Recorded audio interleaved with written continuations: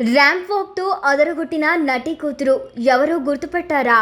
Senior hero హీరోయిన్ల కొడుకులు కూతుర్లు ఇండస్ట్రీలోకి రావడం సహజమే. తమ తల్లిదండ్రుల బాటలోనే నడుస్తూ మంచి యాక్టర్లుగా గుర్తింపు తెచ్చుకోవాలని కలలు కంటూ ఉంటారు. అలా ఒక సూపర్ స్టార్ కిడ్ ఇప్పుడు టాలీవుడ్లోకి వచ్చేందుకు వేగంగా అడుగులు వేస్తూ ఉంది. ఈ ఫోటోలో ఉన్నదెవరో గుర్తుపట్టారా?